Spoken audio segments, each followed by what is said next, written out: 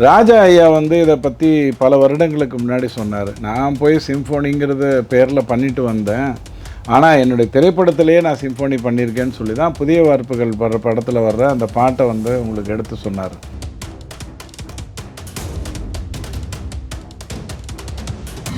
அவர் ராஜா அழகாக சொல்லுவார். அதை 4 கவிதையை ஒரே சேராக படித்தா எப்படி இருக்கும்னு கேட்பார். ஒரு கவிதை ரொம்ப கூலாக காதலை சொல்லக்கூடிய ஒன்றாகவும், ஒன்று ரொம்ப வேதனையை சொல்லக்கூடிய ஒன்றாகவும், ஒன்று அது தருகின்ற தாக்கத்தை சொல்வதாகவும், இந்த விஷயத்திலிருந்து ஒரு விரக்தியை சொல்கிறதாகவும் 4 கவிதைகள் ஒரே டைமில் சொன்னால் எப்படி இருக்கும் அப்படிங்கிற மாதிரி தான் இந்த இசை இருக்குங்கிற சொல்லியிருக்காரு.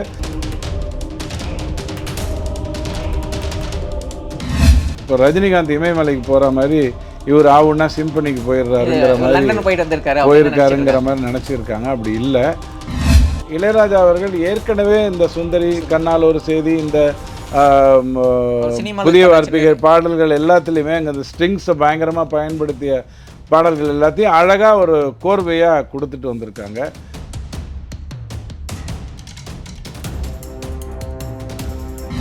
இளையராஜா மாதிரி காலையில் 7 மணிலேருந்து ராத்திரி 6-7 மணி வரைக்கும் இசையை மட்டுமே சுவாசித்து கொண்டு வாழ்கின்றவங்களுக்கு இவர்கிட்ட கொண்டு போங்க, இவர் வந்து அந்த இன்ஸ்ட்ருமெண்ட்டை பிரபலப்படுத்துவார் அப்படின்னு சொல்லி அனுப்புவாங்க.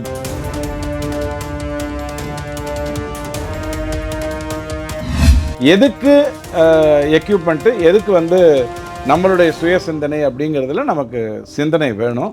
ராஜா செய்திருக்கிறது ஏதோ ஒரு சாதாரணமான ஒரு விஷயமா நடக்காதீங்க. ஆண்டவன் அவருக்கு அந்த எனர்ஜியை கொடுத்துருக்கிறதுனால இன்றைக்கி அவர் வந்து பல நாடுகளில் அதை கொடுக்க போகிறாரு.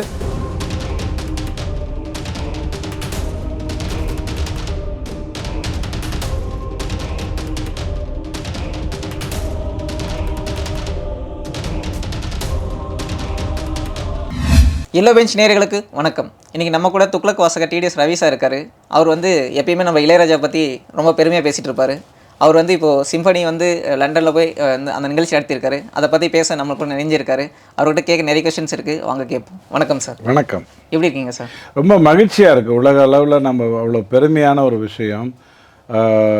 சிம்ஃபோனிங்கிறது வந்து கிட்டத்தட்ட ஒரு 6 பேருக்கு மேலே அதை வந்து கோலோச்சி அவர்கள் கிடையாது.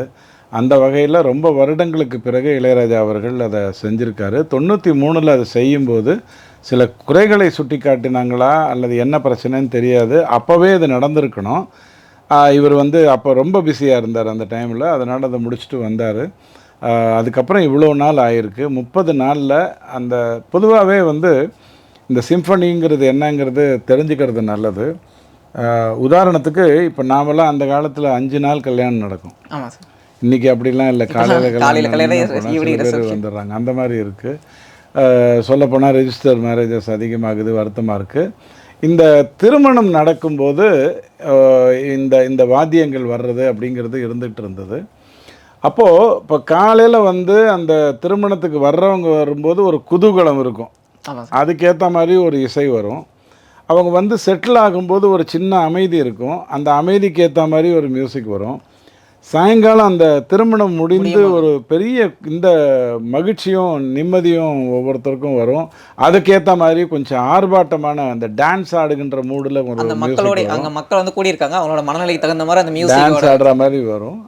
சாயங்காலம் போது அது அப்படியே பற்றிக்க ஆரம்பிச்சிடும். It will be a flame. அப்படி இந்த 4 விதமான ஆங்கிள்லேருந்து இதை பண்ணுறதாக உங்களுக்கு நிறைய பேர் சொல்லுவாங்க. அதுவும் ஒரு காரணம் சிம்ஃபோனிங்கிறது. ராஜா ஐயா வந்து இதை பற்றி பல வருடங்களுக்கு முன்னாடி சொன்னார். நான் போய் சிம்ஃபோனிங்கிறது பேரில் பண்ணிட்டு வந்தேன், ஆனால் என்னுடைய திரைப்படத்திலேயே நான் சிம்ஃபோனி பண்ணியிருக்கேன்னு சொல்லி தான் புதிய வார்ப்புகள் வர்ற படத்தில் வர்ற அந்த பாட்டை வந்து உங்களுக்கு எடுத்து சொன்னார். அந்த அதாவது பொதுவாக ஸ்ட்ரிங்ஸ் தான் இருக்கும். அதாவது வயலின் அந்த மாதிரியான ஸ்ட்ரிங் இன்ஸ்ட்ருமெண்ட்ஸ் தான் இருக்கும். அந்த ஸ்ட்ரிங் இன்ஸ்ட்ருமெண்ட்ஸு இவ்வளோ இருக்கணும், இது இந்த அளவுக்காவது இருக்கணும் அப்படின்னெல்லாம் அன்றைக்கி ஒரு கட்டுப்பாடு இருந்தது. அந்த கட்டுப்பாடு அஃப்கோர்ஸ் மைக் பிரதானமாக வராத காலகட்டத்தில் அந்த மாதிரியெல்லாம் இருந்திருந்தாலும் இன்றைக்கி அதையே கொண்டு வர்றாங்க. கிட்டத்தட்ட ஒரு 20-25 நிமிடம் இவர் அந்த சிம்ஃபோனியை மட்டும் கொடுத்துருக்காரு. இப்போ இது வந்து ரொம்ப அந்நியமா, இதுதான் பெருமையா? அப்போ நம்ம நாட்டில் அந்த மாதிரி என்ன பண்ணுறாங்க? நம்ம நாட்டில் வந்து கர்நாடக சங்கீதம் பாடுறோம், இவர் வராரு, மதுரை சோமு வராரு, அல்லது மிகப்பெரிய பாடலாசிரியர் வரார், செம்மங்குடி சீனிவாச ஐயர் வராரு அப்படின்னா அந்த பாட்டு எப்படி இருக்கும் அப்படின்னு கேட்டிங்கன்னா முதல்ல வர்ணத்தில் தொடங்கும். வர்ணத்தில் தொடங்கி அப்படியே போய் ஆலாப்பனாக்கு போகும். ஆலாப்பனாங்கிறது ஹிந்துஸ்தான்லேயும் ஒன்று தான், இங்கேயும் அதே ஒன்று தான். அப்புறம் சாகித்யம் பண்ணுவாங்க. சாகித்யம் பாட ஆரம்பித்து அதுக்கப்புறம் சிட்டஸ்வர்ணம் முடிஞ்சதுக்கப்புறம் கல்பனா சேராம்ஸு அதெல்லாம் பண்ணி முடிக்கும்போது ராகம் தாளம் பல்லவின்னு கொண்டு வந்து ரொம்ப பியூட்டிஃபுல்லாக தனியாவதனத்தில் முடித்து துக்கடாவில் கொண்டு போய் பாடி உங்களுக்கு அதை முடித்து கொடுப்பாங்க. இது வந்து ஒரு பெரிய விஷயம். நம்ம இதிலே பாட்டு கச்சேரின்னு ஒன்று நடந்ததுன்னா ஒருத்தர் எம்எல் வசந்தகுமாரி பாடுறாங்க அப்படின்னா இதெல்லாம் வெவ்வேறு விதமாக வரும். சவாலை நடக்கும்போதே கர்நாடக சங்கீதத்தில் இது வரும். நமக்கு எதுவும் அயல்நாட்டுக்காரன் சொல்லி கொடுக்கணுங்கிற அவசியம் இல்லைங்கிறதுக்காக சொல்கிறேன். அதாவது நான் கெத்துக்காக சொல்லலை, இதெல்லாம் பாரம்பரியமாக இருந்துக்கிட்டு இருந்த ஒன்று. அதுக்கப்புறம் என்ன ஆகிடுச்சு, இப்போ நம்ம வீடு கட்டணும்னா ஒரு கான்ட்ராக்டர்கிட்ட விடுவோம், அவர் தான் வீடையும் கட்டுவார், விண்டோ வைப்பார், லைட்டை போடுவார், இதை வாங்குவார். இப்போ அதுக்கு தனித்தனி டிபார்ட்மெண்ட் ஆகி இவர் வீடு கட்டிட்டு கிளம்பி போயிடுவாருங்க, அவர் வந்து கட்டணை போடுவாருங்கிற மாதிரி இந்த பாடல் விஷயத்தில் கூட இவர் வந்து ஜாஸ் தான், இவர் வந்து இது தான், இவர் வந்து மாஸ் தான் அப்படின்ற மாதிரி பலவிதமாக பிரிஞ்சிருந்ததெல்லாம் இல்லாமல் சிம்ஃபோனிங்கிறது உண்மையை சொன்னால் அது வந்து ஒரு அரேஞ்ச்மெண்ட்டு தான். 4 விதமான அவர் ராஜா அழகாக சொல்லுவார். அதை 4 கவிதையை ஒரே சேராக படித்தா எப்படி இருக்கும்னு கேட்பார். ஒரு கவிதை ரொம்ப கூலாக காதலை சொல்லக்கூடிய ஒன்றாகவும், ஒன்று ரொம்ப வேதனையை சொல்லக்கூடிய ஒன்றாகவும், ஒன்று அது தருகின்ற தாக்கத்தை சொல்வதாகவும், இந்த விஷயத்திலிருந்து ஒரு விரக்தியை சொல்கிறதாகவும் 4 கவிதைகள் ஒரே டைமில் சொன்னால் எப்படி இருக்கும் அப்படிங்கிற மாதிரி தான் இந்த இசை இருக்குங்கிற சொல்லியிருக்காரு. ராஜா அவர்கள் வந்து சாதித்த இந்த விஷயத்தை பற்றி நிறைய பேருக்கு தெரியலை. இதை வந்து ஏதோ ஒரு நிகழ்வு, இப்போ ரஜினிகாந்த் இமயமலைக்கு போகிற மாதிரி இவர் ஆவுன்னா சிம்பனிக்கு போயிடுறாருங்கிற மாதிரி போயிருக்காருங்கிற மாதிரி நினச்சிருக்காங்க. அப்படி இல்லை, பல காலங்களுக்கு இது பேசப்படும். சொல்லப்போனால் இளையராஜா அவர்கள் இதை செஞ்சதுனால பித்தோவனை பற்றியும் மொசாடை பற்றியும் நிறைய விஷயங்களை இன்றைக்கி இருக்கக்கூடிய இளைய தலைமுறை திரட்டுகின்ற வேலையை செய்யும். என்ன இவர்னா இந்த வள்ளுவன் சொல்லுவான் இல்லையா, இவன் தந்தை என்னோன்றான் கொள் என சொல்லணுமா, அதாவது நீயே இப்படின்னா உங்கள் அப்பா யாருன்னு நான் பார்ப்பேன் அப்படின்னு வள்ளுவன் சொல்கிற மாதிரி இங்கே என்ன பண்ணுவாங்க, இந்த இசையை வைத்துக்கொண்டு அந்த ரூட்டுக்குள்ளே போவாங்க. ஸோ இந்த மாதிரி பெரிய மனிதர்கள் செய்கின்ற நல்ல விஷயங்கள் எல்லாமே இன்றைக்கி இருக்கக்கூடிய பாரம்பரியத்துலேருந்து இதுக்கு முன்னாடி நம்ம எவ்வளோ பெருசாக இருந்தோங்கிறத கொண்டு போய் சொல்லுகின்ற வகையில் வரும். இதுதான் அடிப்படை விஷயம். ஸோ அந்த விதத்தில் மிகப்பெரிய சாதனை பண்ணி அதோடு இல்லாமல் பொதுவாக இந்த ராயல் இது வந்து அந்த இசையை மட்டும்தான் வாசிப்பாங்க, சிம்ஃபோனியை வாசிச்சுட்டு கிளம்பி போயிடுவாங்க. இப்படி தான் காலங்காலமாக இருக்குது. இன்றைக்கி கொஞ்சம் கமர்ஷியல் ஆகிடுதுங்கிறதுனால அங்கே வந்திருக்கிற ரசிகர்கள் எல்லாருமே இளையராஜாவின் ரசிகர்கள் லண்டனில் அப்படிங்கிறதுனால இப்போது இவங்க வந்து ஒரு 20 நிமிடம் இந்த சிம்ஃபோனியை வாசிச்சுட்டு அதற்கப்புறம் கிட்டத்தட்ட ரொம்ப நேரம் இளையராஜா அவர்கள் ஏற்கனவே இந்த சுந்தரி, கண்ணால் ஒரு செய்தி, இந்த புதிய வார்த்தைகள் பாடல்கள் எல்லாத்துலேயுமே அங்கே அந்த ஸ்ட்ரிங்ஸை பயங்கரமாக பயன்படுத்திய பாடல்கள் எல்லாத்தையும் அழகாக ஒரு கோர்வையாக கொடுத்துட்டு வந்திருக்காங்க. கவுண்டர் பாயிண்ட்டை பற்றியும் ஹார்மோனியை பற்றியும் இளையராஜா அவர்கள் பேசும்போது கேட்குறதுக்கே அது ரொம்ப மகிழ்ச்சியாக இருக்கும். 9வது படிக்கும்போது கணக்கு வாத்தியார் பாடம் நடத்தும்போது, சார் சூப்பராக நடத்துறீங்க, எனக்கு தான் ஒன்றும் புரிய மாட்டேங்குது அப்படிங்கிற மாதிரி அவர் பேசும்போது நமக்கு அது லைஃப் இருக்கும். பட் நமக்கு அந்த தோண்டல் வந்து இன்னும் நிறையா விதத்தில் வரும். ஸோ ராஜா அவர்கள் செய்திருக்கிற மிகப்பெரிய சாதனை, நிறைய பேர் அதை கவனிக்க தொடங்கணும். இது ஏதோ ஒரு இசை அப்படி இருக்குது அப்படிங்கிற மாதிரி இல்லாமல் அதுக்கு பின்னாடி எத்தனை பெரிய பேக் ஒர்க்கிங் இருக்குங்கிறத பார்த்தாங்க அப்படின்னு சொன்னால் ரொம்ப அருமையாக இருக்கும். இன்றைக்கி நிறைய பேர் வந்து கீபோர்டு கிளாஸுக்கு, ரோலர் ஸ்கேட்டிங் கிளாஸு, சவுக்கு சுற்றுறேன் அப்படின்னுலாம் டைமை வேஸ்ட் பண்ணுறாங்க. எல்லாத்தையும் டைம் வேஸ்ட்டுன்னு எப்போ தெரியுமா ஆகும், நீங்கள் ஒன்றை கற்றுக்கிட்டு அதில் முழுமைக்கு வரணும். நீங்கள் பாதியில் விட்டுட்டு போனால் அது டைம் வேஸ்ட். நீங்கள் எவ்வளோ பெரிய விஷயத்தை வேணால் எடுத்துக்கோங்க. நான் இமயமலை பற்றி ஆராய்ச்சி செய்திருக்கிறேன், அப்படியா எப்போ முடிப்பேன், நாளைக்கு முடிச்சிருவேன், அப்புறம் என்ன பண்ணுவோம், அதை மறந்துடுவேன்ட்டிங்கன்னா அது நீ பரங்கிமலைக்கே நீ ஆராய்ச்சி பண்ணு, எதுக்கு இமயமலைக்கு ஆராய்ச்சி பண்ணணும்னு சொல்லலாம். அந்த மாதிரி இளைஞர்கள் வந்து இந்த மாதிரியான விஷயங்கள் எதையாவது எடுத்துக்கும் போது அந்த எண்ணம் வரணும். நாதஸ்வரம், இந்தியா நாதஸ்வரம் பற்றி ராஜா அவர்கள் தெளிவாக சொல்லியிருக்காரு.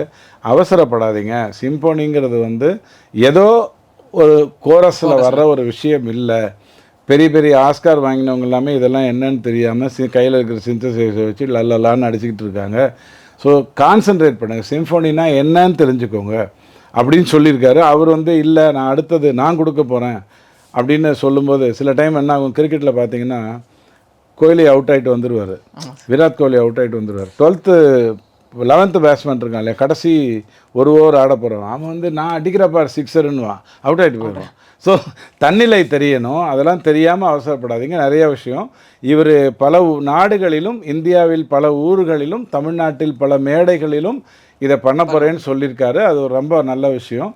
கான்சென்ட்ரேட் பண்ணணும்னு நான் வேண்டி கேட்டுப்பேன். ஸோ இப்போ இருக்கிற ஜென்ரேஷனில் வந்து அதிகமான மியூசிக் வந்து ரொம்ப டிஜிட்டல் மியூசிக்காக மாறிடுச்சு. அதாவது நம்மளோட ஒரிஜினல் மியூசிக்கை வந்து அதிகமாக கேட்குறதில்ல அப்படின்ற ஒரு குறைபாடு இருக்குது. இப்போது இளையராஜா மாதிரி ஒரு முக்கியமான நபர் வந்து இந்த சிம்பனி மியூசிக் அப்புறமா இந்தியன் கிளாசிக்கல் மியூசிக்லாம் வந்து கொண்டு சேர்க்கறது இந்த தலைமுறைக்கு எவ்வளோ முக்கியம் நீங்கள் நினைக்கிறீங்க? இல்லை, ஒன்று தான். அதாவது இப்போ ஒரு கீபோர்டை கையில் வச்சுட்டு நீங்கள் வந்து எல்லா வாத்திய இசையும் அதில் கொண்டு வந்துட்டீங்க அப்படின்னு சொன்னால் அதில் உங்களுக்கு ஒரு பெருமை இருக்கலாம், நான் இல்லைன்னு சொல்லலை. பட் அந்த ஒரிஜினல் ஃப்ளூட்டுன்னு ஒன்று இருக்குது இல்லையா, அதாவது இன்றைக்கும் துக்ளக்கையோ அல்லது மற்ற வார பத்திரிகையை படிக்கிறவங்க மொபைலில் படிக்கிறதுக்கு அவங்களுக்கு விருப்பம் இருக்காது. அது பேப்பர் ரொம்ப, அந்த பேப்பர் ரொம்ப சுமாரான பேப்பராக இருந்தால் கூட புத்தகத்தை படிக்கிற மாதிரி, அதாவது சில விஷயங்களில் நீங்கள் மூலத்துக்கு போகத்தான் வேணும், அதில் எந்த மாற்றுக்கிறது. நீங்கள் கோவிலில் உற்சவரை பார்த்துட்டு நான்லாம் டெய்லி ரங்கநாதனை பார்ப்பேன் அப்படின்னா உற்சவரை நீங்கள் பார்க்குறீங்க, மூலவரை போய் பார்க்கணும், ஏன்னா வைப்ரேஷன் அங்கே தான் அப்படிங்கிற மாதிரி இசைக்கருவிகளினுடைய இதுவே அந்த அந்த இப்போ ஒரு வயலின் ஒருத்தர் வாசிக்கிறார் இல்லையா, அதை பார்க்குறதுக்கு ரொம்ப சிம்பிளாக தெரியும். இந்த வாத்து வந்து போயிட்டுருக்கும்போது பார்க்குறதுக்கா எவ்வளோ ஸ்மூத்தாக போகுதுன்னு தெரியும். கீழே பார்த்தீங்கன்னா தான் காலு படபடன்னு அடிச்சிருக்கிற அந்த இது தெரியும், ஏன் பார்த்து எப்படி கஷ்டப்படுற அப்படின்னு. ஸோ இந்த மாதிரி இசைக்கின்றவர்களுடைய அந்த அந்த கை ஸ்ட்ரிங்ஸுக்குள்ளே அது வரணும், போ கரெக்டாக ப்ளே ஆகணும். வீணை இப்போ நிறைய பேர் வீணையில் மெழுகுலாம் வச்சு ஆடியோலாம் வச்சு அந்த மாதிரி கொண்டு வந்துடுறாங்க, சிம்பிளிஃபை பண்ணி கொண்டு வராங்க. உங்களுக்கு புரிகிற மாதிரி உதாரணம் சொல்லணும்னா, எந்த நாடு டெஸ்ட் கிரிக்கெட்டை நிறுத்துதோ அந்த நாடால் நல்ல கிரிக்கெட்டரை 2020 கொண்டு வரவே முடியாது. இந்தியா இன்றைக்கும் இத்தனை வேர்ல்டு கப் வின் பண்ணுது அப்படின்னு சொன்னால் இந்தியாவில் டெஸ்ட் கிரிக்கெட் இன்றும் விளையாடப்படுகிறது. ஒரு சோகம் என்னென்னா, டெஸ்ட் கிரிக்கெட் இப்போலாம் 3 நாளில் முடிஞ்சிருது, 2 நாளில் முடிஞ்சிருதுங்கிற ஒரு சோகம். அப்போல்லாம் 5 நாள் நடக்கும், விட்டா ஒரு நாள் ஆடலாம், ஜெயிக்கிறதுக்காக இன்னொரு 90 ஓவர் போடலாங்கிற வரைக்கும் பண்ணுவாங்க. ஸோ டெஸ்ட் கிரிக்கெட்டை கை வச்சுட்டிங்கன்னா, கையை விட்டுட்டிங்கன்னா கிரிக்கெட்டை உருப்படாது. புத்தகத்தை படிப்பதற்கு நிறுத்திட்டிங்கன்னா, நோட்ஸை மட்டும் படிச்சுட்டு இருந்தீங்க அப்படின்னா நீங்கள் வாசிப்பதில் அர்த்தம் வராது. ஒரிஜினல் கருவியை வாசிக்கின்ற திறமையும் திறனும் உங்கள்கிட்ட இருந்ததுன்னா அதை நீங்கள் கீபோர்டில் கொண்டு வரும்போது உங்களுக்கு அந்த ஒளியே வேறு விதமாக வரும். சார் இப்போ அந்த மாதிரி சொல்லும் போது இளையராஜா வந்து அவர் வந்து பயன்படுத்துகிற இன்ஸ்ட்ருமெண்ட்ஸ் நம்ம கணக்கு பண்ணாவே இந்தியாலேயோ தமிழகத்திலேயோ இல்லை உலகத்தில் இருக்க அவ்வளோ இன்ஸ்ட்ருமெண்ட்ஸும் நமக்கு வந்து புதுசாக அறிமுகப்படுத்துறதுல அவருக்கு ஒரு மிகப்பெரிய ரோல் இருக்குல்ல. ஆமாம், அதில் இன்னொரு வசதி இருக்குது. இளையராஜா மாதிரி காலையில் 7 மணிலேருந்து ராத்திரி 6-7 மணி வரைக்கும் இசையை மட்டுமே சுவாசித்து கொண்டு வாழ்கின்றவங்களுக்கு இவர்கிட்ட கொண்டு போங்க, இவர் வந்து அந்த இன்ஸ்ட்ருமெண்ட்டை பிரபலப்படுத்துவார் அப்படின்னு சொல்லி அனுப்புவாங்க. இப்போ டாக்டர்கிட்டலாம் நம்ம போகும்போது பையை தூக்கிட்டு மெடிசன் விற்கிறதுக்கு வருவாங்க, இந்த மெடிசனே கொடுங்க சார் நல்லாயிருக்கும் அப்படிலாம் சொல்லுவாங்க. அதே மாதிரி நம்மக்கிட்ட கொடுப்பான், 20 ரூபாய்க்கு நம்ம மருந்து வாங்குவோம், அங்கே 2 ரூபாய்க்கு அதை விட சல்லிஸாக மருந்து கிடைக்கும். இதெல்லாம் வேறு விஷயம். ஆனால் ராஜாவிடம் வந்து அந்த இசை சுவாசிக்கின்ற தன்மை இருந்ததுனால நிறைய விஷயங்கள், புதுமையான விஷயங்கள் அவரிடம் கொண்டு வரப்பட்டது. சொல்லப்போனால் கணிப்பொறி மூலமாக இசை அப்படிங்கிறதும் அவருக்கு வந்து அறிமுகப்படுத்தி அவர் தான் அதை மிகப்பெரிய அளவில் பெருமைப்படுத்தினார். அதாவது சுருங்க சொல்லணும்னா 4448 ப்ளஸ் 8822 ப்ளஸ் 4442 கூட்டுவதற்கு கால்குலேட்டர் தேவை. 444 ப்ளஸ் 664க்கு கால்குலேட்டர் யூஸ் பண்ணிங்கன்னா நீங்கள் உருப்படுறதுக்கான வாய்ப்புகள் இருக்காது. ஸோ எதுக்கு எக்யூப்மெண்ட்டு, எதுக்கு வந்து நம்மளுடைய சுய சிந்தனை அப்படிங்கிறதுல நமக்கு சிந்தனை வேணும். ராஜா செய்திருக்கிறது ஏதோ ஒரு சாதாரணமான ஒரு விஷயமாக நடக்காதீங்க. ஆண்டவன் அவருக்கு அந்த எனர்ஜியை கொடுத்துருக்கிறதுனால இன்றைக்கி அவர் வந்து பல நாடுகளில் அதை கொடுக்க போகிறாரு, பல ஊர்களில் கொடுக்க போகிறாரு, தமிழ்நாட்டில் பல மேடைகளில் கொடுக்க போகிறாரு. அதனால் இது வந்து இன்னும் பெரிய விஷயமாகும், சுருக்கமான ஒரு விஷயமாக மாறிடாது. அந்த வகையில் எனக்கு ரொம்ப சந்தோஷம். நேற்றுக்கு அவர் வரும்போது பிஜேபியை சார்ந்தவர்களும் இங்கேருந்து எப்போதுமே நம்மால் திமுகவில் வந்து எங்கேயாவது கூட்டம் கொண்டு அங்கே போய் சைடில் நின்றுருவாப்பில், அவரும் நின்றுட்டு வந்தது எனக்கு மகிழ்ச்சியாக இருந்தது. இந்த நாடு அவரை கொண்டாட வேண்டும் அப்படிங்கிறது தான் ரொம்ப முக்கியம். ஒரு மனிதனாக, ஒரு இந்தியனாக, தமிழனாக அப்படிங்கிற அடிப்படையில் கொண்டாடப்படணும்னு நான் சொல்லுவேன். இந்த மாதிரி நம்மளுடைய பாரம்பரியத்தோட ஒன்றி போகணுங்கிறதுக்காக தான் நான் இந்த விவாதத்திலேயே இது பண்ணிட்டேன். அதாவது சிம்ஃபனினா ஏதோ ஒரு பெரிய விஷயம்னு நினைக்காதீங்க. அதை விட மிகப்பெரிய விஷயம் நம்மளுடைய பாட்டு கச்சேரியில் நடக்கிற அந்த சின்ன சின்ன விஷயங்கள். கடைசியில் துக்கடாலேருந்து முதல்ல ராகத்தில் தொடங்கி வர்றதுலேருந்து வெவ்வேறு விதமாக நம்ம வந்து பரிமளிக்கணும். இன்னைக்கு நேற்றுக்கு இல்லை, அந்த காலத்தில் இருந்துங்கிறத புரிந்து கொள்வது நல்லது. சரி, இளையராஜா பற்றி இவ்வளோ கருத்துக்களை தெரிவித்தமைக்கு ரொம்ப ரொம்ப நன்றி சார்.